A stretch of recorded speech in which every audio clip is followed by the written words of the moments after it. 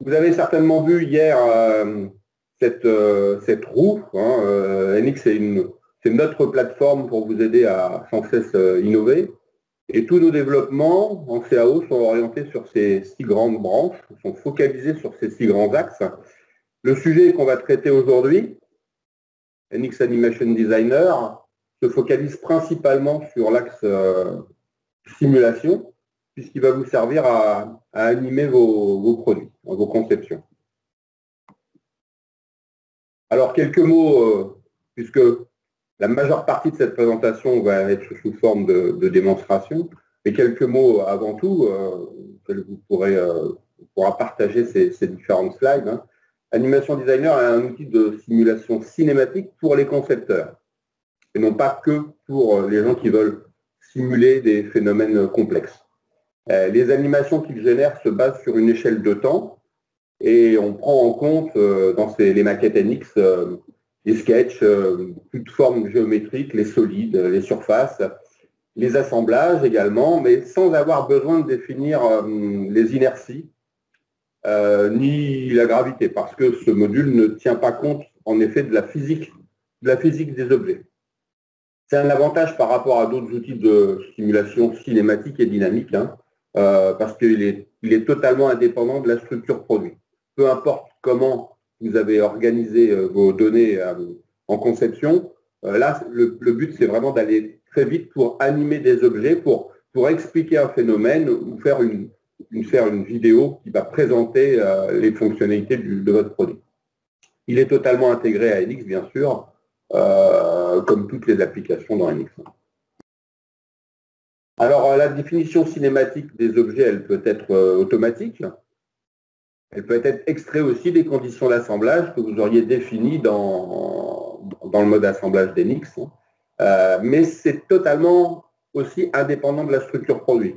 C'est souvent une contrainte avec, par exemple, NX Motion, où on a des sous-ensembles et ces sous-ensembles vont être liés les uns aux autres. Là, on veut vraiment pouvoir animer et faire comprendre le mécanisme sans forcément avoir toutes les liaisons de l'assemblage. On a un grand jeu d'articulation qui sont les plus précises possibles, les liaisons existantes, courantes, la translation, la rotation, le joint universel, également des phénomènes de contact qu'on va pouvoir intégrer dedans.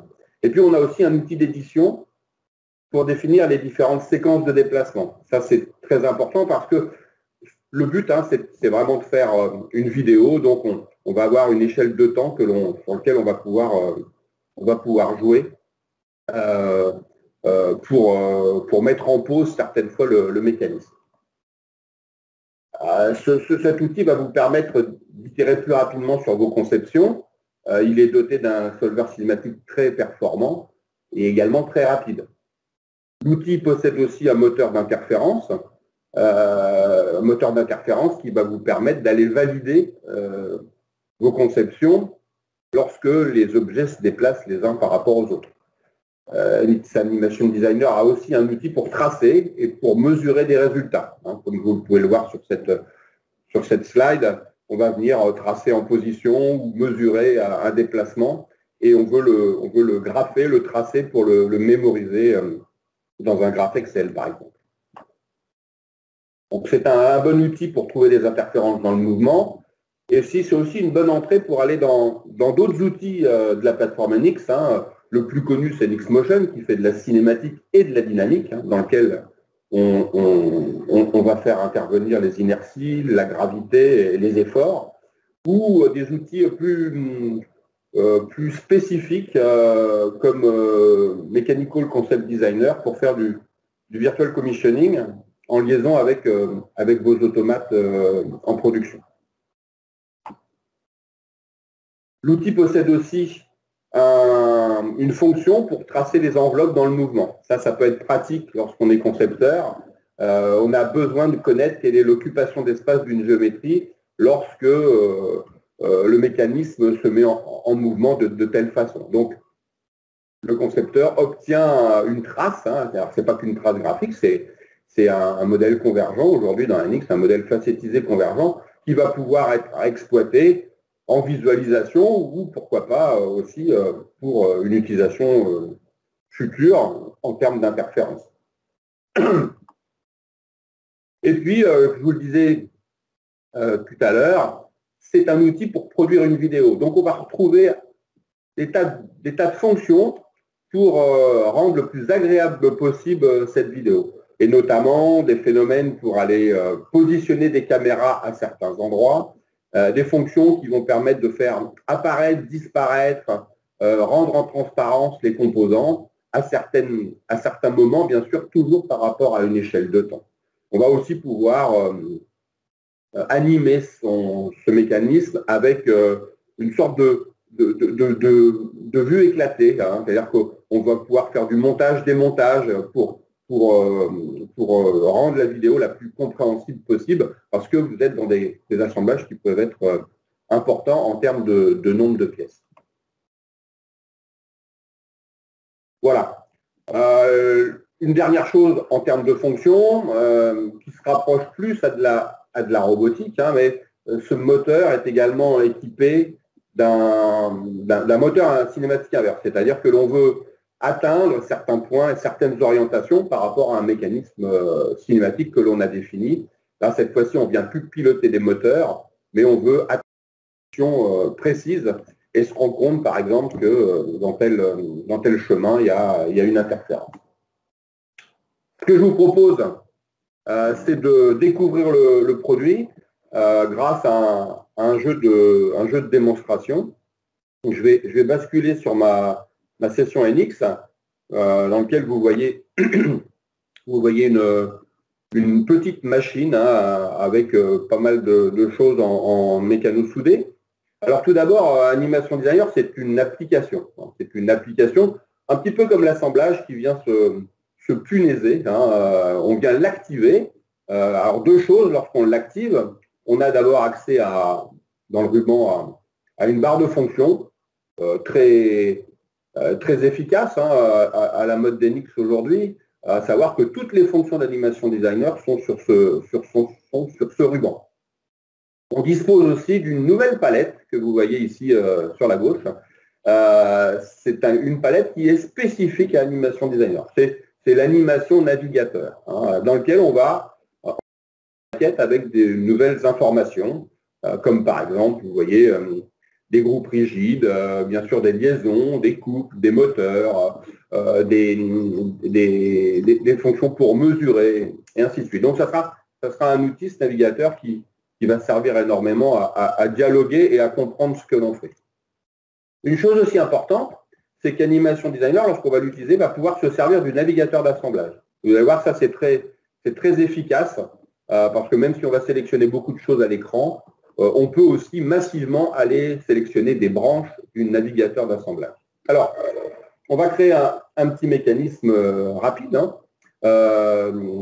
Tout d'abord en créant ce qu'on appelle des groupes rigides. Alors, ces groupes rigides, ils peuvent être sélectionnés bien sûr à l'écran. Je vais commencer ici par aller piquer quelques pièces. Vous voyez, j'aimerais modéliser par ces 5 pièces un axe. Donc, je viens immédiatement les sélectionner et puis, pourquoi pas le nommer, hein. Ça va être l'axe Y de ma machine. Donc, je viens lui donner un nom. Une chose importante aussi, c'est que dans Animation Designer, on peut changer la couleur automatiquement des éléments sélectionnés. C'est-à-dire que chaque groupe rigide va être colorisé d'une façon différente. Et ça, sans perturber, bien évidemment, les couleurs ou les aspects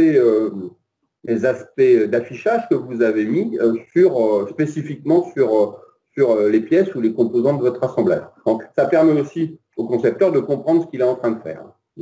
Je vais créer un deuxième groupe rigide, mais cette fois-ci en sélectionnant à la volée les composants.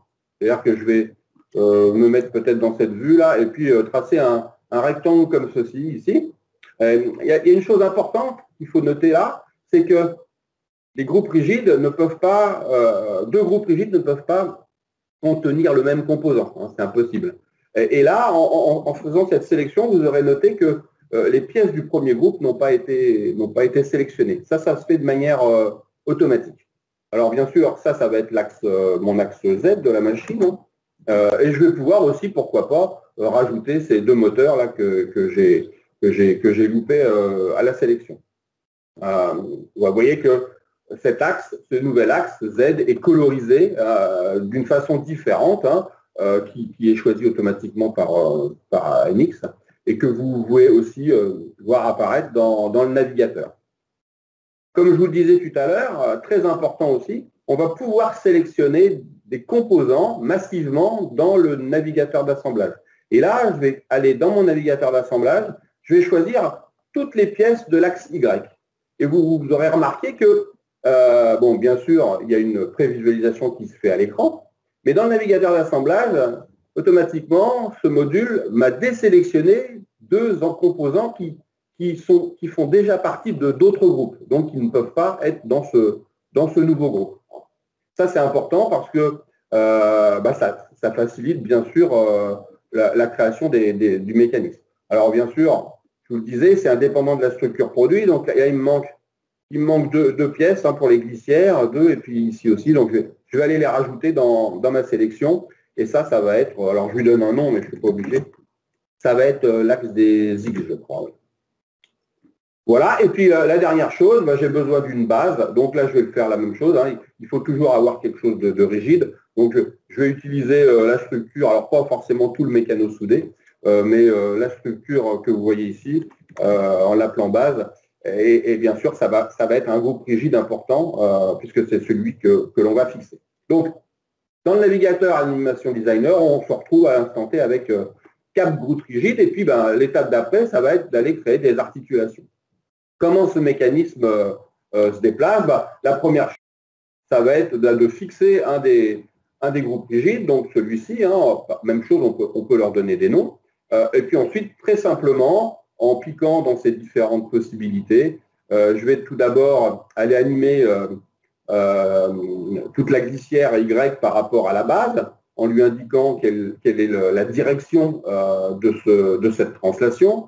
Même chose pour le coulisseau par rapport à ce précédent axe, hein, dans une autre direction. Et puis, l'axe des Z, lui, il va aller se balader par rapport à l'axe des X dans la direction verticale. Donc, vous voyez, des choses vraiment très, très simples avec beaucoup d'aides graphiques qui aident l'utilisateur à aller rapidement. Et puis, beaucoup de feedback aussi parce que ce jeu de couleurs est très important. Alors, une fois qu'on a fait ça, c'est pas pour ça que la cinématique fonctionne, mais on a un outil sympathique qui va permettre d'aller sélectionner un groupe rigide et puis de voir comment il se comporte. Donc, c'est un outil que vous connaissez bien, le Orientex. Avec les poignées dynamiques, on va pouvoir aller voir que ça se passe pas trop mal. Hein, voilà, le coulisseau, même s'il n'a pas de limite pour l'instant, il se déplace à peu près comme je l'avais pensé. Maintenant, ce qu'il va falloir faire, c'est définir un jeu de déplacement. Et ça se fait par des moteurs. Hein, alors, des moteurs en position ou des moteurs en vitesse. Typiquement, là, on voit apparaître les différentes liaisons, hein, puisque ça va être basé sur les liaisons. Donc, je vais piquer cette liaison et lui dire, voilà, ici, j'aimerais bien que ça se déplace pendant mon animation d'1 mètre. Et puis pareil, l'axe des Y, pardon, lui, ça va se déplacer aussi d'un bon mètre, alors que le coulisseau, on va le limiter un peu plus, il va pouvoir descendre de 350 mm. Hein. Donc voilà, même chose, dans le navigateur Animation Designer, on retrouve ces positions de moteur, et ça c'est important parce qu'on va pouvoir les modifier. Et donc une chose aussi qui est très importante, c'est qu'on va faire apparaître ce graphe, c'est le graphe qui va permettre d'animer les choses différemment. Ce que l'on voit dans ce graphe, pour l'instant, c'est les différents événements que je viens de programmer. Hein. Et si je demande au système de m'animer ça, les 3 mouvements vont se faire simultanément. Ce qui n'est pas tout à fait ce que je veux faire, parce que là, je suis en train de créer une vidéo de principe de ma machine. Donc, dans le graphe, on va pouvoir très facilement, par des copier-coller, hein, c'est un peu comme un graphe de Gantt, on va pouvoir déplacer sur l'échelle de temps ces différents événements. Le fait de faire ça, maintenant, vous allez voir qu'on va tout d'abord déplacer l'axe des X, ensuite celui des Y et ensuite celui des Z. Ce graphe est très interactif dans le sens où on va aussi pouvoir couper les événements, les déplacer, On va retrouver différentes fonctions, comme par exemple le fait de faire les fonctions inverses, hein, faire un miroir. J'aimerais aussi que ces événements ils durent un petit peu plus longtemps. Donc là, on est sur 7 secondes. Hein. C'est 7 secondes d'animation, je dis bien. Hein. Là, j'ai laissé un petit facteur temps lorsque la pince est en bas. Hein, on aurait aussi pu la faire pivoter. Et puis, vous voyez, ensuite, ça retourne aux origines. Donc, c'est vraiment très, très simple d'emploi et rapide pour aller configurer son mécanisme. Alors, une chose aussi importante que je vous annonçais tout à l'heure, c'est qu'on peut déclencher, sans avoir à déclarer des choses qui pourraient être en contact, on vient activer le moteur d'interférence checking, de collision. Ce qui fait que lorsqu'on rejoue l'animation, on va rapidement voir apparaître en rouge les éléments. Là, on voit que la pince, elle tape sur la table. Hein, et on voit aussi que l'axe des X vient cogner sur une pièce. On pourrait aussi lui demander de s'arrêter à chaque fois qu'il y a une collision et donc de mieux comprendre ce qui se passe. Vous voyez, là, en effet, il y a une pièce qui dépasse hein, et donc, du coup, le coulisseau rentre en collision. Donc, je vais rembobiner ça. Donc, l'idée, hein, bien sûr, c'est pas forcément de mettre en évidence des collisions, mais bien sûr de les résoudre. Donc, ce que l'on peut aussi faire, c'est de mesurer ces écarts. Là, il y a une chose, qui ne se passe pas bien. Donc, on va pouvoir créer une mesure de distance entre, par exemple, ce composant et puis celui-ci.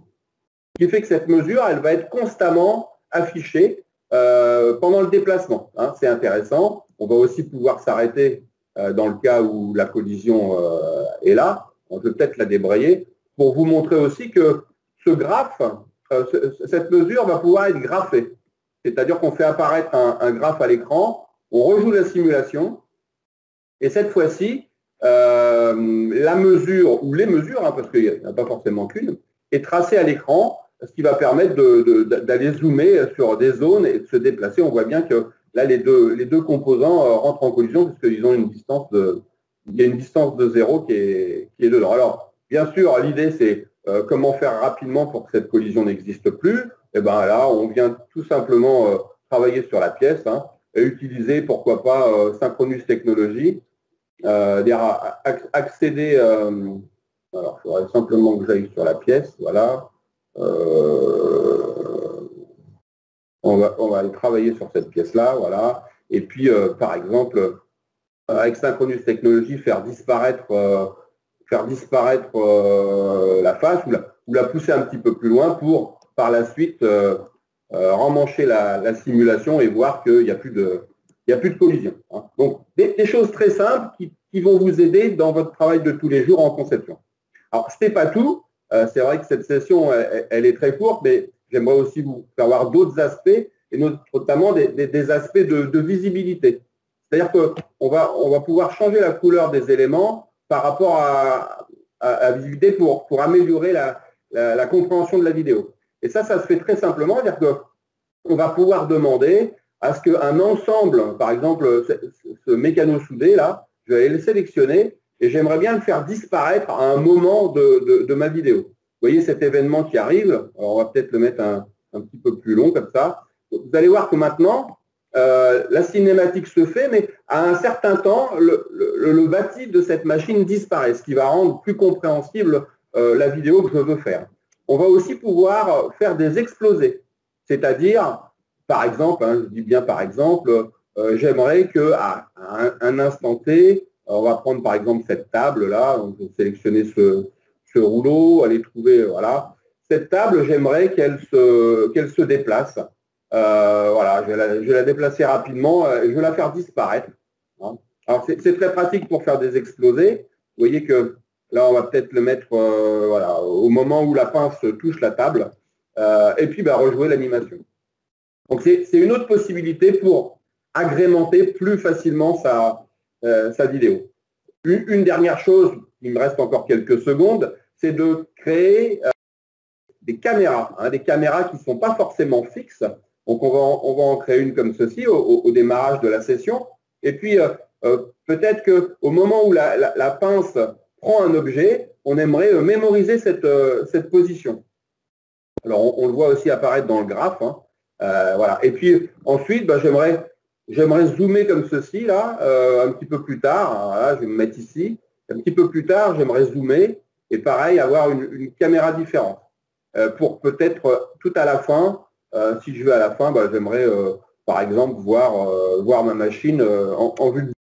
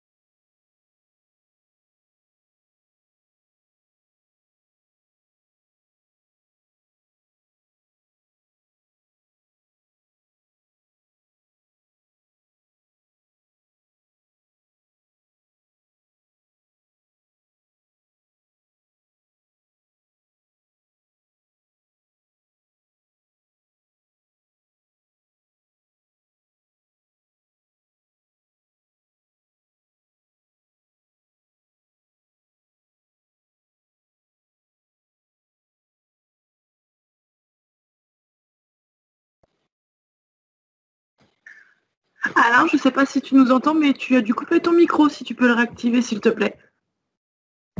Je m'excuse. J'espère qu'il n'y a pas trop longtemps. Vous m'entendez maintenant? Allô? Oui, tout à fait, on t'entend. Ça faisait une minute ou deux. Ah, C'est pas grave, je on ne ne fait pas. sais pas pourquoi ça a coupé. Voilà. Donc, je le disais, des possibilités de faire des contacts entre pièces. Hein. Je vais définir toutes ces différentes faces tangentes ici comme étant un contact possible.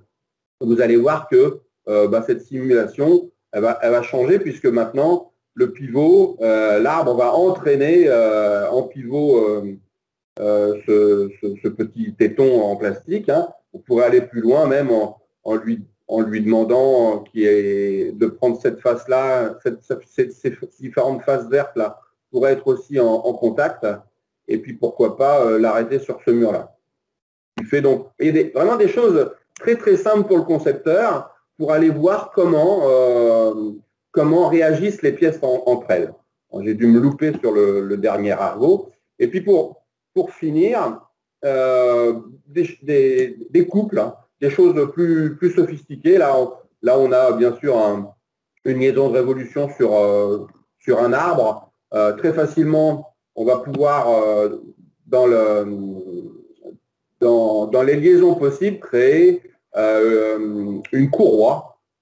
C'est-à-dire, on vient sélectionner deux axes de rotation et on vient lui définir également un ratio pour faire pivoter l'un par rapport à l'autre. Alors là, on se rend compte que le deuxième pignon entraîne une came. Bon, bah, c'est des choses aussi facilement définissables. Hein.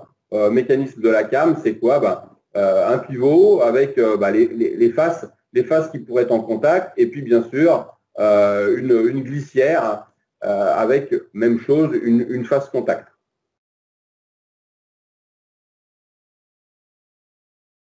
Vous voyez maintenant que l'entraînement de la courroie pivote un autre pivot qui fait pousser une came et qui fait pousser un coulisseau. Donc vous voyez, des choses vraiment très très simples à faire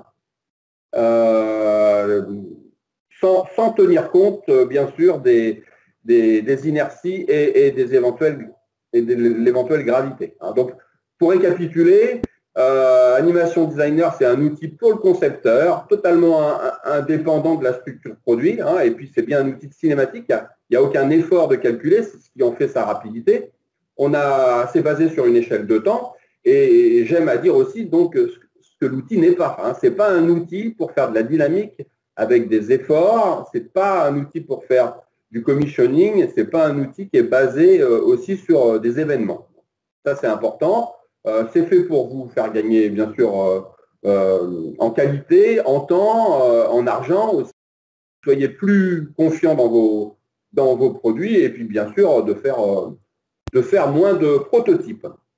Quelques informations, bien sûr, sur le module. Hein. Donc, c'est un module qui est arrivé avec NX12.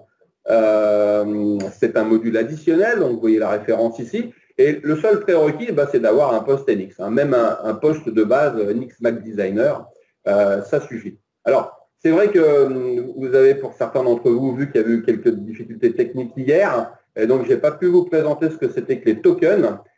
J'y reviendrai vendredi, et je vous prie de m'en excuser. Mais il faut savoir aussi que ce module, il peut être accessible avec ce système de jetons. Et il nécessite d'avoir 24 jetons, ce qui est vraiment très économique en prix, puisque ces jetons vont être libérés dès que vous n'utilisez plus le soft. Et puis, il ne faut pas l'oublier, si vous exportez des vidéos, il vous faudra bien sûr un outil pour visualiser ces vidéos. Et ce n'est pas Siemens Digital Industries Software qui vous fournira cet outil. Alors, ça peut être Adobe, ça peut être VLC Player, mais on ne fabrique pas de viewer de vidéos.